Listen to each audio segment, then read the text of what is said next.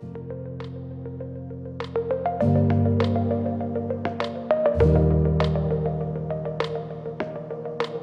there and welcome to the AI Forecast. I'm your host, Paul Muller. Join me along with leading companies and industry experts as we explore the past, the present and the future of data and AI in the enterprise every week. Now, for all the promise, and I want to be clear here, this is like any new technology, AI's impact still hinges on the basic principles of operational discipline and execution. It really shouldn't be a surprise. Let's take a look at some of the stats though, right? So in March 2025, McKinsey published a survey that found that 78% of organizations reported using AI in at least one function, again, hardly surprising, and 71% said they regularly used generative AI. Yet only 17% credited Gen AI with anything over 5% of EBIT contribution in the past year. So it's not showing up in the business results, which underscores some of the execution gap. At the same time, possibly, and I'd imagine it's related, workforce readiness is lagging. Recent surveys show heavy day-to-day use of AI tools, but with limited formal training. In other words, most people are just making it up as they go. And that's the official statistics, not counting all the shadow usage outside of official programs. So perhaps that's why new leadership archetypes are emerging. Heidrick and Struggles, the recruiting firm, now find the share of AI leaders reporting directly to the CEO have nearly doubled from 17% to 31% just last year, as businesses seek to create accountability for cross-functional orchestration and faster value capture of their AI programs. So enter the Chief AI Enablement Officer, a leader whose job is to bridge product, data, risk, change management, help codify those playbooks, upskill teams and align governance to business outcomes so that AI's value becomes repeatable rather than accidental. To share their experience in this newly emerging role, we're joined by Donna Beasley. Donna is the first ever Chief AI Enablement Officer at Cloudera, a newly created role focusing on driving enterprise-wide adoption of AI and helping customers operationalize innovation at scale. Welcome to the podcast, Donna. Thank you very much. It's great to have you here. Now, we want to dive into the topic of this new role and get you some of your thoughts on what you're seeing in terms of the impact and accountability of AI programs. But before we do that, we like to do something at the beginning of each podcast we call the Fast Four. Opportunity to get to know you through a slightly different lens. Are you ready to do this? I am. Let's go. All right. First question. I asked everyone I meet, whether it's on the podcast or in real life, what would people who know you best say is your superpower? I think it's finding commonality in things that don't necessarily look like they have anything in common. And let me give a little context to that. Throughout my career, I've always sat at the intersection of multiple departments where I had responsibility, but absolutely no authority, right? So I had to make people who did not report to me want to all pull in the same direction. So in order to do that, you had to appeal to the human side of finding the common thread. So either out of sheer necessity or that's just my gift, but that was a way I was able to find getting people from disparate parts of a company or different parts of life to actually want to achieve the same goal. I wonder if your background in psychology has anything to do with your success. We'll get to that in a minute. All right, the most impactful technology of all time. Now, see, I feel like with this title, I should absolutely say it's AI and ChatGPT, but I'm not. That's not going to be it at all. I'm going to go back to the beginning of my career and where I got into technology, which was working for a newspaper. So my roots come from you use technology, but you have the story to tell. So I really think the printing press was the most revolutionary technology because everything since then has been how do we more efficiently just disseminate the information, but printing press was the first time to democratize that. I love that answer. You get extra points for that one. All right. Next up, we all talk about what AI is going to do for business, as we should, and we're going to talk about that today. But what would Donna like to see AI automate for Donna in Donna's future? Well, I'm going to go a little grander on this one. This one's going to be the real, answer that it should be.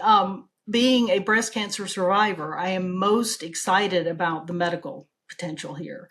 When you read about we might be 5 years away from truly this is your pill that solves your type cancer versus more of the we're just going to put your body through horrible stuff and hope it kills the bad stuff and you survive that. I think those type things of more personalized medicine hold a real promise. Now we just got to make sure it's available to all, and we don't suddenly set up all kinds of other weird things that go on. But I think that is an area that doesn't sound as scary as some of the other things of just that's just pure good that could come out of this. What an inspiring answer. Last but not least, we all have subconscious capabilities, and some of them are conscious when it comes to working with data, things that make us more effective or potentially things that sometimes let us down. What are some of the best practices or hacks that you've learnt that help you get the most out of data? It sounds so simple, but it's just verifying you've got good data to start with. I think that's one of the biggest struggles with AI is that everybody hopes that's the silver bullet. But if you're putting that on top of just years and years of bad practice and bad data, there's no easy answer. You got to go back to the beginning and make sure what you're looking at is correct. And that's always super hard, but that's truly it, I think. Yeah, well, we're going to talk, I think, a little bit about this as we talk about your role. Let's maybe take some of the lead up to the role. I mentioned your background in psychology. Tell us a bit about, some of the formative moments in your career. Yeah, so like I say, I was fairly late coming into the technology sector. I had various jobs throughout, one of which being I owned a cattle ranch. So there's your odd fact for the day of how you go from cattle ranching to AI. But so once I settled into technology, I just really loved it, gravitated toward anything to do with that, but I wasn't super technical. I was always technical adjacent, right? I couldn't really code. I couldn't do any of that stuff, but I love the idea of what technology enabled. So throughout my career, I've been, product management, I've been customer support, I've been marketing, I've kind of been around those things that all took advantage of technology. But really that aha moment for me, late in my career, right? Like mid to late 50s, when ChatGPT came out and AI came out, and it was like, wow, this thing actually enables me to level up. In the other places, I just haven't had that talent before. I couldn't code, but now I can use a coding assistant and I can build an app. So to me, it was that kind of, with the right training and the right tools in place, people can actually do more than they could have the day before. And that to me is just a huge unlock. I love it. It's a great story. And as I mentioned, a background in psychology. I imagine you put that to good use on a daily basis, and we'll touch on that in just a minute as we talk about organizational change management. So you have stepped into what is a brand new role at Cloudera, Chief AI Enablement Officer. So for those who may not be familiar with the title, what does that mean in practice, and what personally drew you to taking on board what might to the outside world sound like a nebulous role if you're coming in? It's like you can't exactly say, well, what was the previous person doing? So what attracted you to the unknown, as it were? That is part of the beauty of that, right? Is there is no right or wrong answer to this. We're kind of, forging this path as we go forward. Yeah, I do think, in general with AI and kind of stepping into this again, a couple of years ago, 3 years ago, when ChatGPT came out and it was very rocky and it didn't do great things, there was still something about that really intrigued me. So I put in the time to understand and get good, even as it was limited. And then obviously, as the models kept getting better and the technology keeps getting better, the more easily it is able to make that useful, right? So I think now is the perfect time to be an enablement officer. A couple of years ago, you would have struggled really hard because you would have put a tool in people's hands that half the time was not going to do what you needed it to do. You couldn't really control what was going to happen with that. Everything has gotten good enough now that if you're using a ChatGPT, a Gemini, a Claude, whatever the model of the day happens to be, it's good. It is effective. You can teach people how to use that.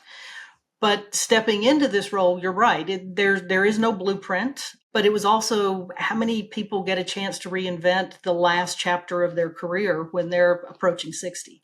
That to me was the absolute most intriguing thing. It's like every day is a slightly new day now. And the beauty of getting to open new avenues for people who've done the same job for years. And it's like, oh my God, this tool allows me to do things I couldn't do before. That's just super rare, especially in corporate America today. You just don't get that many chances to actually have fun conversations day after day. Because my Slack's going off all day and it's somebody going, oh my God, did you know if you type this, it does that? And sometimes, sure, it's like, yeah, I knew that. That's cool. You discovered that. And other times it's like, no, wait, what? You did what? And so it's an always evolving thing. And it's, some of it you get to be the person with the party tricks in the calls. It's like, hey, let me show you what this thing will do today. And people are like, that's really cool. But then you can always drive it back to this is actually how you become more effective at your job. Because a big part of the psychology is this is scary to some people too. And you have to acknowledge that. Not everyone is a nerd who enjoys the fact that tech is getting cooler. It's scary. Is this going to replace me? Is this going to wipe out the entire human race? There are the bigger questions about it, and being able to kind of weave through, we're going to do this at your pace. Like if you're not ready to introduce this into your job, that's fine. But as you see other people around you doing things, you're probably going to come back to this. And at that point, I'll meet you where you are, and we will take the next step. I think that's the only message that truly makes sense for me, is you can't push this on people, nor can you hold people back. You've really got to try and find them where they are and then help them just take whatever that next step is. That's the important thing, that everybody keeps taking one more step continually on this. So let's talk a bit about, let's even just kind of go to day one, maybe, because I'm fascinated by this. So newly created role, and you've got the pleasure, or maybe it's the terror of going, well, there's no existing blueprint, so there's no existing KPIs. So how did you work with your leadership to define success for the role to begin with, but also for yourself? Because I guess the organization's putting a lot of their own political capital on the line. When you create a role like this, it's a message from the business, from the board to the employees saying, this matters, we're sponsoring this. So how did you think about defining success in the role? In this, I was hugely fortunate. And so I want to say that from the beginning. Most of the time when you think about this kind of happened with experimentation, grassroots, and then somebody said, hey, this kind of works. Let's see if we can go from individual person to a pilot to let's actually scale this, right? I was able to step into the exact opposite of that. I mean, it's no surprise. Cloudera is very responsible with data. We understand privacy, we understand security. That's what we've built our reputation on. There was already an entire AI council. There were policies in place, there were guidelines, there was rules for how do we bring tools in. So all of the infrastructure existed. Like everything was already in motion, in place. And, that was through IT, that was through our security council. Everything was already there. And I was able to step in and say, okay, the foundation is around me. The guardrails are in place. Now I just need to start reaching out to the people and showing them how to use the tool. So a lot of the shovel and pick work was already done. And so I think I've been able to, that I don't think that is the unique, I think that is the unique story. I don't think that is common. In my prior job, where it was much more skunk works, where it was, hey, I would find a pocket of people and try and show them things, we didn't have a lot of that foundation in place. But here, that was already all there. And it was just now stepping in and kind of standing on the shoulders of giants, so to speak. Yeah. Most of that groundwork was already in place. You make a very good point. I mean, you have, I suppose, come into a company that understands it, intimately from the supply side. But in terms of then setting those parameters for the success of the role, how did you think about that? I've really thought of it in three ways, and we're still in the middle of this. So it's not like I've got, the bow on everything and here's how this worked. But the first was, again, kind of just building on what was already the plan, was putting a tool in everybody's hands. So we were already a Google shop. We already used Gmail, Google Drive. So it made sense. We just went down that path with Gemini. So we used Gemini. We rolled that out to everybody. And then that started with, just very basic trainings. We did lots of lunch and learns. Those are still underway, of just here's what this thing does. And here are some use cases, because I think it's too big of a topic, or again, sometimes too scary of a topic to just throw the fundamentals out and then say, you figure it out. It really has to be, everybody go away and think of 3 things you can do in your job tomorrow using this tool. Concrete things. It may save you 10 seconds first try, but we're going to keep building on those things. And as people start seeing success, they're willing to invest a little bit more time, learn a little bit more, and then share across, the different parts of the organization. So that was just kind of the baseline, get everybody a tool. Then it was looking for departments that had an interest in doing this. Like I'm not crazy. I'm not going to push a rock up a hill that doesn't want to go, right? So there were people that were like, pick me, we want to be the ones that get started.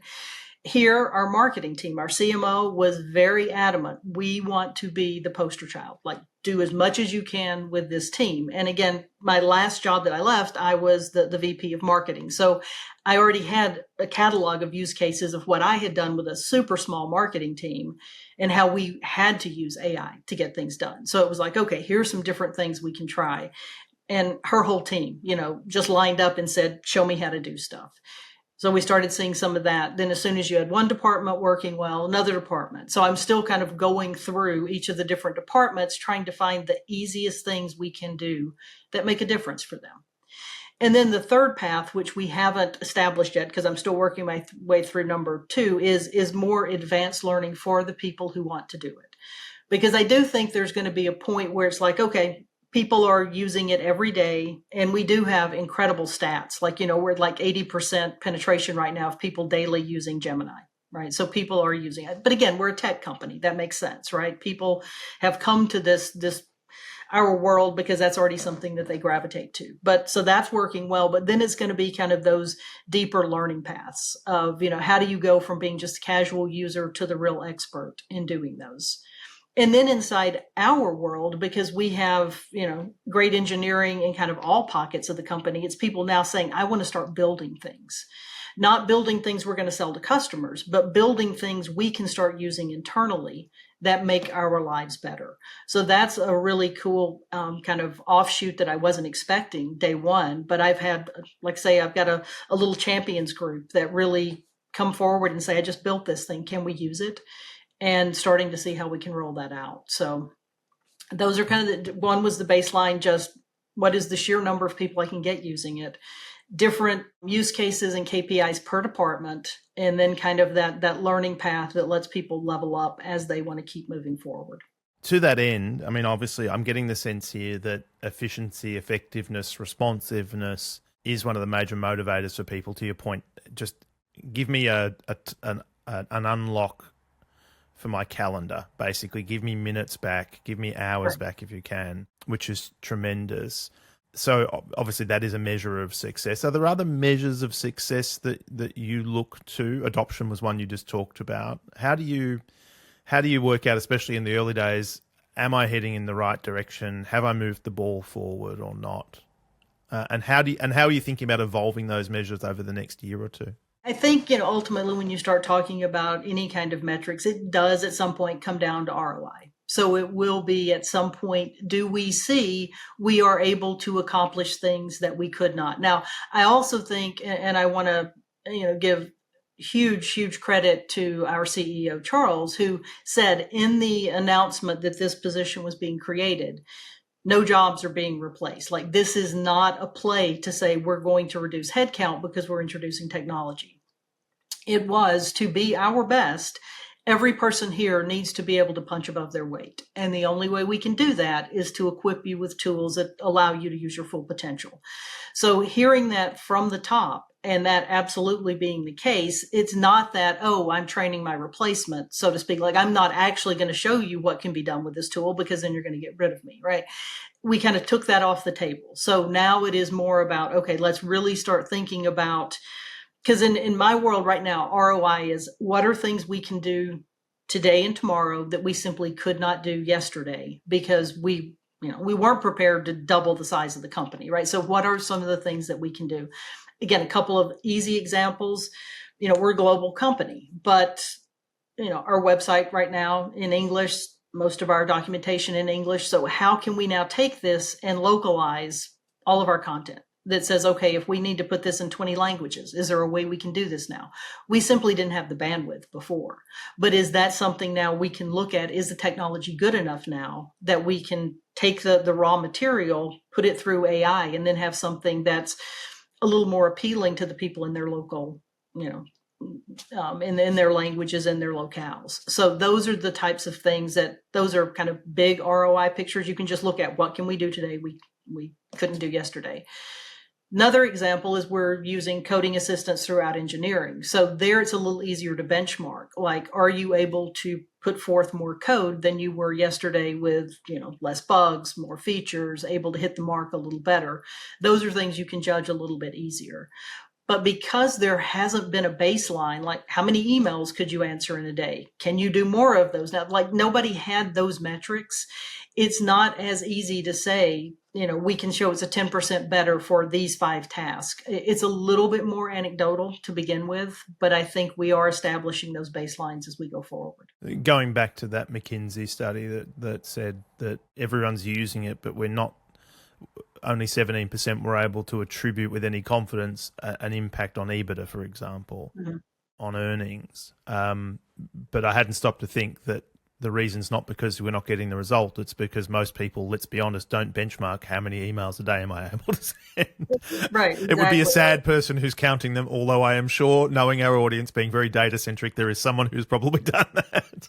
And you've got to go slow to go fast.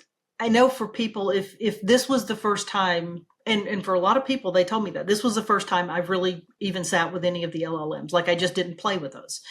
Okay, you're a kid given a new toy. There's probably a couple of days that you were off doing things that had absolutely nothing to do with your job because you could. Like you could ask questions, you're like, oh my God, I can ask it this and it'll give me an answer back. So at some point, all of that just kind of has to level out. And now it's like, okay, this isn't the novelty. This is the tool you use to do your job now. So now we can start benchmarking that. And I think you have to give a couple of months to kind of let some of that settle out. And that's really, frankly, where we are. We introduced Gemini at the end of May. So we've really only been kind of going down this journey officially for, 3 months or so now. So now is the next phase where we really start trying to benchmark what we're doing and how we're making a difference. And you mentioned in terms of your partners in crime within the organisation, where the pull comes from or where you start to see early wins. You mentioned marketing and engineering. Would you say to someone listening who's thinking about a similar program that those are 2 really logical, fruitful places to start? Are there any others that maybe are worth also looking at in terms of areas for fruitful, natural partnerships, we'll call it that? Marketing that would always be the place I would suggest starting. Couple of reasons for that. One being that typically the type of final result that you get is something that is already designed to be shared with the public. So data, privacy, security, some of those things you can sidestep because the actual intent is to push this out to as many people as possible. So you don't have to worry about that. Sales is the next place we're kind of centering around, and that is one of the easier places I think to show. Like, did you close more deals than you did before? Were you able to build better opportunities? But that's customer data. That's notes from customer meetings. So then you've got to put a lot more governance, a lot more guidance around what is actually done. So that's where the result is easier to prove, but the framework around it is a little bit harder to make sure you're doing it correctly. Engineering is kind of the same thing. Yes, you're using something that's touching your code, but you've already built those parameters around how are you using GitHub, where are you putting your repos, how do you handle code. People already understand those guardrails. So adding AI to that isn't a whole new thing. Something like finance, legal, again, those are places that, yes, the tools can work there, but you've just got to be super careful about how you're exposing the data and what you're doing with that. So you have to kind of think about all those, but that's where I think then marketing is just absolutely the place that it makes a lot of sense to be able to start, kind of get your rhythm up, understand how to train people, how to get them over the hump of being scared of things, seeing how it's useful. That to me would always be the natural place I would tell people to start. I have to ask the question, and if there is no answer, that's completely fine. The joy of work for me is the unexpected surprises, wow, I didn't see that one coming. So have there been any that you've that are notable that you think are worth sharing? I think right now it is still just the evolution of things that, because these tools keep evolving so quickly. Last week I was working on something and I went into a tool I use all the time, Notebook LM, and it was suddenly like, oh, there's a new thing it does. And so I pulled all of my sources. I did my normal thing. And I would love to say this took me hours of poring over the data, but I literally fed it 20 YouTube videos and a couple of papers. And I asked it to do a deep research. And then I said, create a video for me. So my time was about 4 minutes, and it spit out something that was absolutely on brand, on point, exactly the messaging I wanted. And I was like, wow, that's a little scary that it understood that's exactly what I was looking for. But, it was like, okay, again, just understanding how to guide them a little bit, you can get amazing results today. That's why I say this is the time to have done this. 2 years ago, this would have been super hard because everything was just sort of okay. Now things are just really good coming straight out of these models. I have to say, the anthropomorphizing gives me the ick a little bit sometimes when we talk about it and they, and I'm like, it is a computer still. But well, organizational change management. I mean, again, you've got a background in psychology. I'm probably not the only one who finds it a little. As I say, sometimes I do it. I talk about Siri-like series and actual person, but every now and again, I think to myself, I catch myself thinking, Paul, you're talking to a computer. Yeah, I know. They should make a movie about that. Too late. They already have. All right. So moving swiftly on, I think one of the great benefits of a role like this is it does give you, and I think you talked about this before, the opportunity to exist at the intersection. As my good friend Gene Kim refers to it, you're a boundary spanner. Your job is to span the organization and bring people together and create opportunities for cross-pollination. Have you either formalized or informalized the opportunity for cross-organizational forums or collaborations or processes? How are you thinking about that? Right now, it is still informal, meaning as soon as somebody reaches out and says, hey, can I show you this? Even if it's built exactly for their job description and what they do, if it's applicable to others, I try and say, okay, we're going to do this again and you're going to demo this, but we're going to bring in a lot more people for you to see. And then everybody can go away and kind of, take that with them. Now, this week, we have actually formally launched an AI task force inside the company that I will be staffing up right now. I have one person on my task force, but the idea there is that will span across multiple departments. So it's a natural place for people to be able to say, either I have this problem I need to solve. Can we have a cross-functional group take a look at that and see how to solve that? Or I've done this thing, or I've discovered this process that works. Can we expose that to more people inside the company? But it is, by its very nature, is designed to not be locked inside any one department. The whole goal of this is all new technology. We're all trying to figure out how to use this to its fullest potential. So let's find people of like minds who are willing to share that. And I think that's going to be hugely beneficial as we start looking at that and like I say, breaking down the barriers from the beginning. I'm going to ask you to step outside of your role at Cloudera for a second, if it's okay, because as you described, you've got you've got a very eager group of adopters there, and you've got, I think, very clear support from the top down to say this isn't about, as you say, replacing jobs. It's about augmenting. It's about accelerating the growth of the company, which is great. But we famously, at least famous, I don't know if that's the right word, but certainly made the headlines. One of the CEOs of a tech company here in Australia that's got a global footprint was on the media saying we're basically laying people off and AI is taking their job. Did a pretty poor job, I'd say, of organizational change management. If you're talking to your peers at other companies, maybe you're going back to talk to yourself at your old role, how would you coach them on dealing with issues around resistance, trust, those sorts of that matters? Going back to a bit of what is human nature. I don't think you can push this. I don't think this can be a mandate from the top. I think it can be, this is directionally where we're going as a company, and you will have all the support in the world you need to learn how to use this. But I think it's a bit of, okay, fine. If this isn't for you right now, that's fine. But as you start seeing more and more people doing more and more things, it's almost that, hey, can I get in on that now? And I have seen some pockets of that where I, by design, will say this is a very closed group and nobody else can join this little piece of this. We're going to do this pilot only as this group. And those are the ones that end up with the most people involved, because it's like, no, I want to be a part of that. I could use that. And it's like, okay. So it's got to be kind of both sides, right? Of make it open for everybody. But if you see people that just naturally are resisting, just wait and let the proof statement come to them, so to speak. I think that's the better way. I much more carrot than stick is the way I see it, because I do think it is powerful enough. It will prove itself out. I love it. It's very, very subtle. I am. See, now I've put my hand. Now I'm never going to be able to use that I was going again. to say, create a bit of FOMO, and everyone will want to join in. Exactly. But I mean, look, and I suppose we are dealing with humans, and as I often say to my own the organisations that I coach, is the soft stuff is the hard stuff. The technical stuff always works. It's bringing the people along on the journey that's the challenge. And I think you have to confess at the beginning, this is still emerging. Like, I mean, there have been times, I've had 400 or 500 people on a lunch and learn, and I'll be like, and now we're going to, and it just does not work, right? So it's like, okay, look, sometimes this doesn't work for me either. It's not perfect. It's not 100% right now, but this is the tool we have, but it's okay. Like, don't assume if it's not working exactly the way you thought it should, it's something wrong with you. This is still emerging technology. So it's that ability to say, it's fine. This is not 100%. You've got to check it. There's always got to be a human in the loop. That's why this is not replacing you anytime soon, right? This is still a tool you can use. It cannot be you. Is still completely fine. And to just take some of the pressure and the fear away from all of it is really my main. That's the way I learn best. If I feel too under pressure, my brain just shuts down. So it's like, just make this a good space, a fun space to try some new things.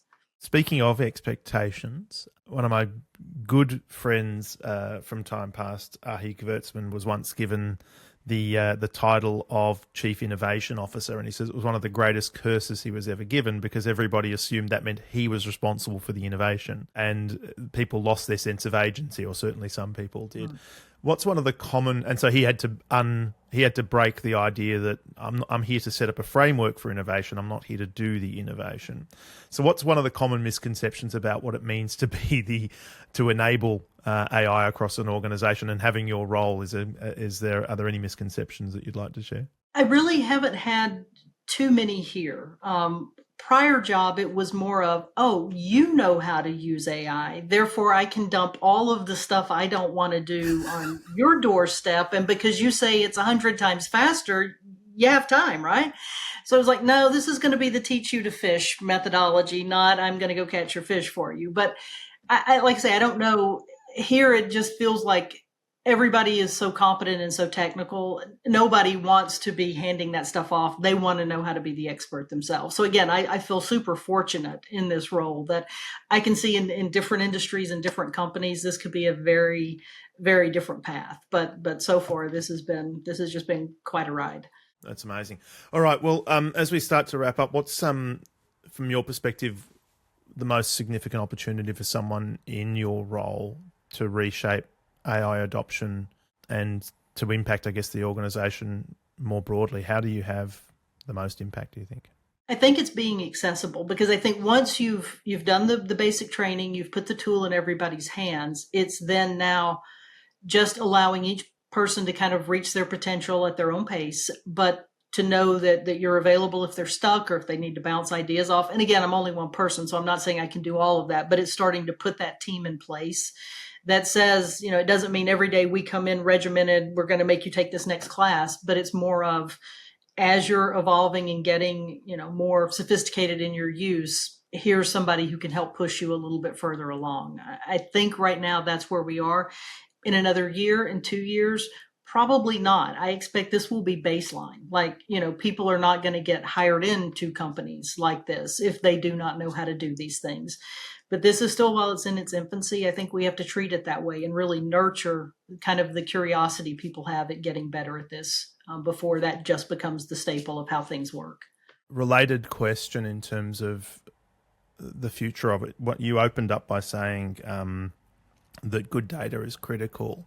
How do you see your role intersecting with that of the source of a lot of this data, and working with the governance teams around things like data hygiene and, well, I guess helping people understand that the work they're doing today is potentially going to feed back into the AI of tomorrow, and that the quality of data is so important? Do you see that as not necessarily part of your remit, but an important part of your mission, is to remind people that good data is always critical? It is. And I also see kind of the emerging where, what if what we're producing isn't for the human anymore? Take, for example, websites. Like right now,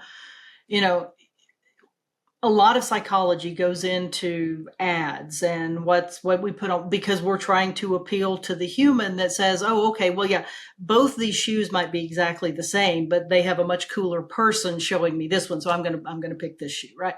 Well, what about in the future? If I'm looking for shoes, I'm not going to go do any searching. I'm going to go to my bot and say, okay, look, here's my spend. Here's what I want to do. Go find me the best shoe. Well, you have to strip away now all of the things that appeal to the human because the bot doesn't care. So it's almost like retraining ourselves to say, think about in a couple of years when the audience isn't the audience you think they are right now. It's just going to be, give me the facts, ma'am, right? It's just, this is what I'm looking for. What's the best price? What's the best rating? I want that. Now, on consumer goods, right, that's one thing, but does that scale to enterprise-wide software systems? Like, do we have to think about, there's now going to be a gatekeeper that is not the person, not our ideal customer profile anymore. It's going to be, I'm just going to feed you in what I'm looking for, give me back results. So I think that says we've got to start thinking about the data we produce now. I mean, SEO is a different game now. It's like, how does the LLM grade you versus Google looking at you for SEO? So that stuff isn't things you can turn on a dime. You've got to start seeding all of those systems now so that you're the one that ranks. So I think that's kind of the next horizon I see, is how do businesses really start transforming how they're perceived by the machines, not by the people using the machines. And I don't have the answer of how that's all unfolding, but that's definitely where I see the next corner we've got to turn. I'm assuming we could have you back as you learn more over the coming years. It'd be brilliant to get you back and talk a bit more about the journey. Donna, if people are embarking on a role similar to yours, where can they go to learn more? Where can they find either inspiration or useful tools? One of the things I did is I started out as just myself, and then a couple of people that I showed things how to do. And so I found a couple of certifications online that were like, how do you pilot something? Because it's a very different skill set of how do you use it personally to how do you pilot it, and then finding certifications or classes that teach you how to scale it. Because that's usually the chasm people have trouble crossing. Things that worked fine for a group of 5 people, now suddenly you're trying to do that with 500, it falls apart. So understanding what pieces have to be in place before you even attempt to scale something, and then how do you start measuring what is working, because you can't do everything. I think those are the kind of the crawl, walk, run steps that you have to do with this. And luckily now, I mean, there are tons of places now where you can go get that kind of information, go through those type courses. A couple of years ago, it was few and far between, but I think now success begets success. So more and more things are offering those kinds of courses and curriculum. Great. We'll grab those recommendations from you and pop them into the show notes for folks who are interested. Certainly I am. I've just made a note to follow up with you to find out where they're from. Don, I can't thank you enough for joining us. Well, it's been a pleasure. I've enjoyed it. Yeah, likewise. All right, well, folks, that's a wrap. So who's leading the AI charge at your business? We'd love to know. So drop your thoughts into the comments section or hit up Cloudera on LinkedIn using the handle @Cloudera with your ideas. As always, we've got a great array of guests coming up. So if you liked what you heard today, make sure to like, share, and subscribe so that you don't miss another drop. And thank you again to Cloudera for hosting another episode of the AI Forecast. We'll see you all